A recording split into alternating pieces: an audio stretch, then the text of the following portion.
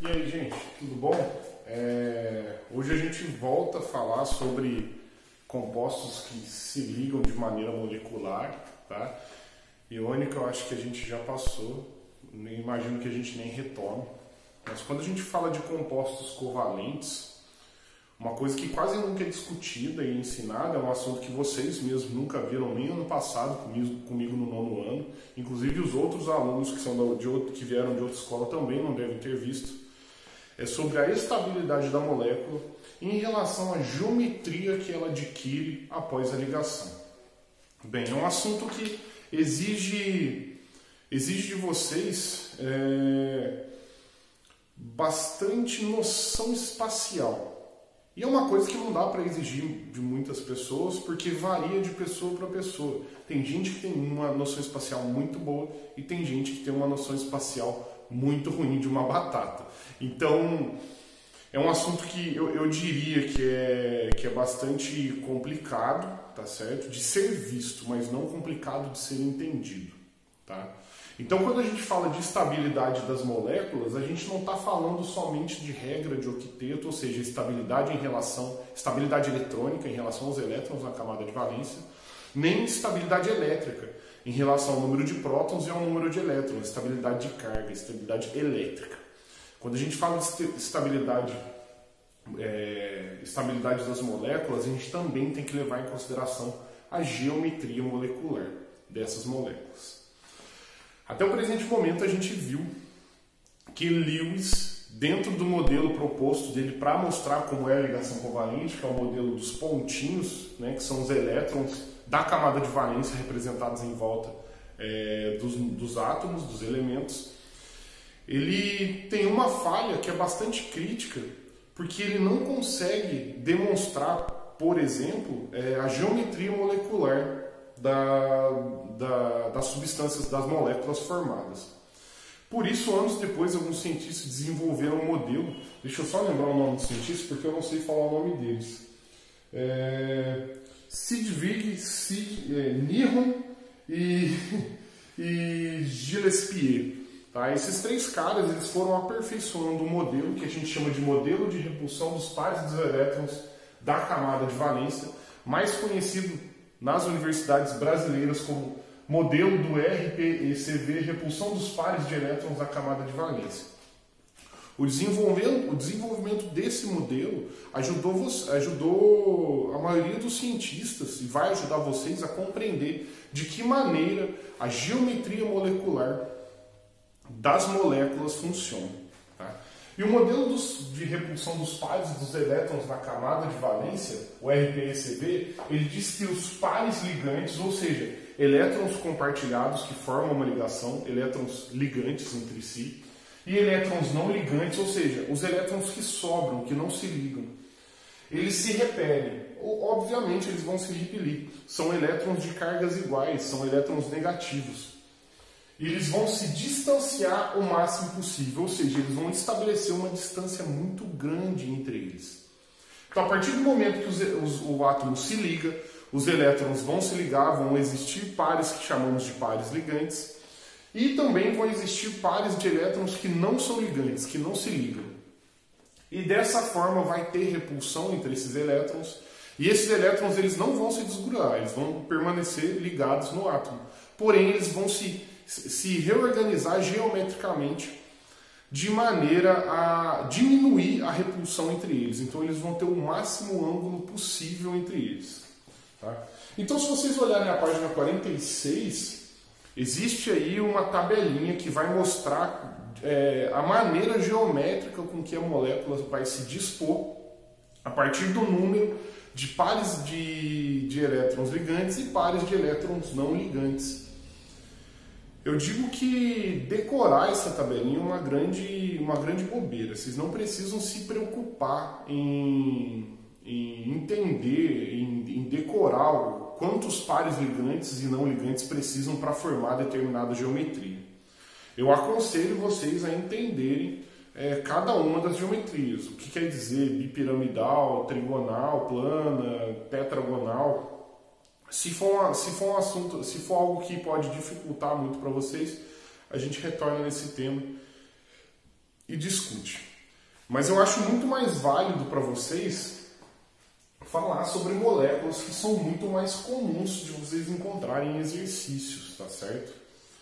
Então, assim, gás carbônico, água, amônia e metano são, assim, exemplos de moléculas que aparecem muito nos exercícios. Então, seriam exemplos muito comuns de vocês conhecerem e entenderem, tá?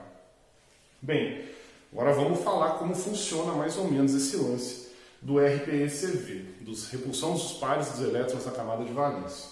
Bem, gás carbônico. O gás carbônico ele é formado por carbono e oxigênio, ou seja, eu tenho carbono como átomo central compartilhando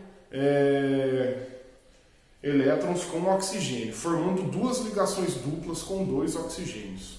Tá? Duas ligações duplas, uma com cada oxigênio, são dois oxigênios.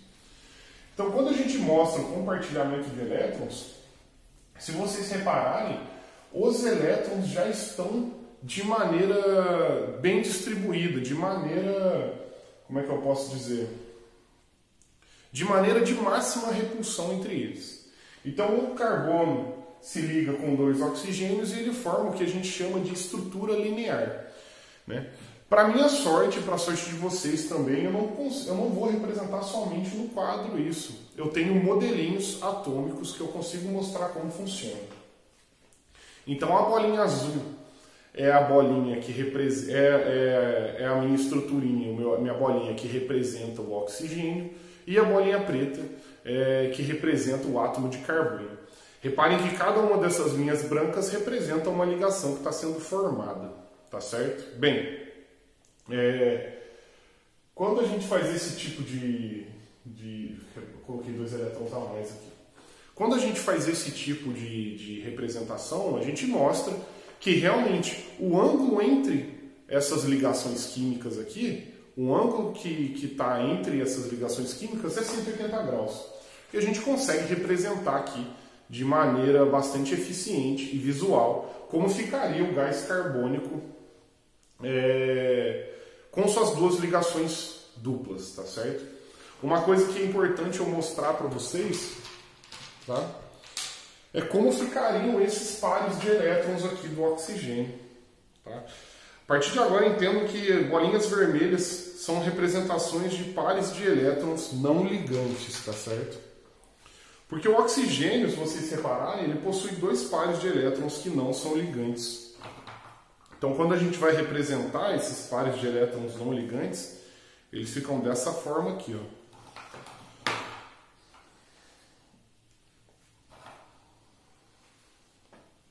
Tá vendo? É como se isso aqui fosse um par de elétron, isso aqui fosse outro par de elétron, e a mesma coisa para o outro oxigênio. Então, reparem que existe um ângulo entre esses pares de elétrons, entre as ligações, e esse ângulo é o que estabelece uma relação de estabilidade em relação à geometria molecular pro gás carbônico, tá certo? Bem, um detalhe que é bastante importante a gente lembrar quando a gente fala de ligações e pares de elétrons não ligantes, pares de elétrons não ligantes têm um nome muito mais intuitivo para vocês, se chama nuvem eletrônica. Então cada bolinha vermelha aqui representa uma nuvem eletrônica diferente. Então essa nuvem eletrônica ela causa repulsão nessa outra aqui, por isso existe esse ângulo. Esses pares de elétrons ligantes aqui também são uma espécie de nuvem eletrônica, eles causam repulsão nesses dois aqui, por isso eles dão uma fechadinha, existe esse ângulo aqui. Reparem que esse ângulo se repete para o outro oxigênio, certo? Agora, eu acho que vai ficar mais visível esse tipo de repulsão na molécula que a gente fala que é linear, que existe um ângulo de 180 graus, não é tão visível a repulsão. Mas quando a gente fala da água, por exemplo, o oxigênio ele faz ligação covalente com dois hidrogênios e sobram duas nuvens eletrônicas, dois pares de elétrons não ligantes. Se a gente fosse representar somente por Lewis, ele ficaria dessa forma aqui, linear.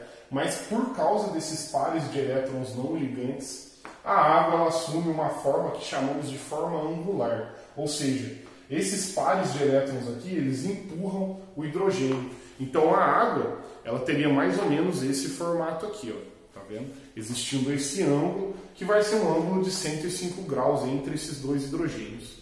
Reparem que o meu desenho do quadro está assim, ó. Reparem, se vocês repararem, essa ligação com o hidrogênio aqui, eu representei por um triângulo bem fininho, achurado, pintado. E essa outra ligação eu representei por tracinhos bem curtos. Né? Isso aqui é uma representação que quer dizer que esse hidrogênio está para frente do plano do quadro, então a lousa ela representa um plano, e esse hidrogênio ele está para frente do plano do quadro. E o hidrogênio tracejadinho ele está para trás do quadro. Então, a água que está representada aqui, ela está dessa forma. Reparem que os dois pares de elétrons não ligantes, essas duas nuvens eletrônicas, por causa da repulsão, ela empurra esses hidrogênios para baixo. Por isso eu formo esse ângulo de 105 graus entre esses hidrogênios. Por isso, a água ela tem formato angular. Então, esses aqui são os pares de elétrons não ligantes que causam a repulsão nesses elétrons que possuem esses dois pares ligantes aqui. Quando a gente vem para a amônia ela tem esse tipo de formato aqui, ó. Então, se vocês olharem aqui, ó, eu representei, ó, no plano do quadro um hidrogênio, o par não ligante no plano do quadro também. Então, os dois aqui eles estão no mesmo plano. Um hidrogênio está para trás, o outro hidrogênio está para frente. Essa estrutura aqui, chamamos ela de piramidal. É como se ela formasse uma pirâmide de base triangular aqui entre esses três hidrogênios. Então esse par de elétrons aqui, não ligante, ele causa repulsão nesses outros três ligantes, empurrando eles para baixo. E como um par ligante também causa repulsão no outro par ligante, esses três vão se distribuir num ângulo de 107 graus, de forma a obter esse tipo de geometria aqui. Por último, o metano. O metano que é o carbono formando ligação covalente com quatro outros hidrogênios. O carbono ele tem geometria muito semelhante à geometria piramidal da amônia, que a gente viu agora há pouco, do NH3. Tá? Mas é importante ressaltar que, como eu não tenho um par de elétrons livres, né, ou seja, uma nuvem eletrônica aqui, uma nuvem eletrônica não ligante, a angulação da minha molécula vai mudar. Além disso, a forma geométrica também muda. Apesar das duas parecerem muito, a gente sempre leva em consideração os átomos que estão ligados. Então isso aqui é como se formasse tudo uma pirâmide só. Uma pirâmide que chamamos de tetragonal, porque ela seria uma pirâmide de 4 faces. 1, 2, 3 e 4 aqui atrás. Então, o metano ele ficaria mais ou menos assim, ó, um hidrogênio para frente, outro hidrogênio para trás e 2 hidrogênios no mesmo plano aqui, por isso que os dois têm um risquinho. Certo? O ângulo entre esses hidrogênios do metano é de 109,5 graus. Isso aqui é o que a gente chama de tetragonal, é uma geometria tetragonal. Certo? Agora, uma coisa que é extremamente importante ressaltar. Vou colocar até em asterisco aqui. Esse tipo de representação, na época, não se previa, não tinha como se determinar esse ângulo. Esse ângulo ele é moderno. Precisou de um aparelho que medisse o ângulo entre essas ligações. Então, o modelo do RPECV não prevê ângulo.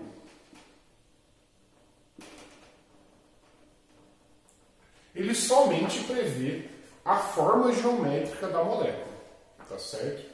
Então, por exemplo, aqui eu tenho 4 pares ligantes e nenhum par não ligante. Toda vez que a gente tem uma molécula que eu tenho 4 pares ligantes e nenhum par não ligante, a minha molécula ela vai ser tetragonal. Porque o RPECV prevê isso. Da mesma forma aqui, eu tenho 3 pares ligantes e um par não ligante. Quando isso acontece, a minha molécula vai ser piramidal, porque o RPECV prevê. A água ela vai ser angular, porque ela possui 2 pares não ligantes e 2 pares ligantes. o gás carbônico vai ser linear, a água angular no caso. O CO2, o gás carbônico, vai ser linear porque ele possui dois pares ligantes e e a gente considera que ele possui nenhum par isolado, né? Ele possui duas nuvens eletrônicas aqui que se repelem, tá certo? Então, assim, esse tipo de geometria é prevista pelo RPECV. Os ângulos não são previstos pela RPECV. Tá bom, pessoal? Certo? Espero que vocês tenham entendido. Qualquer dúvida, estou à disposição. E até amanhã para a nossa aula de sábado.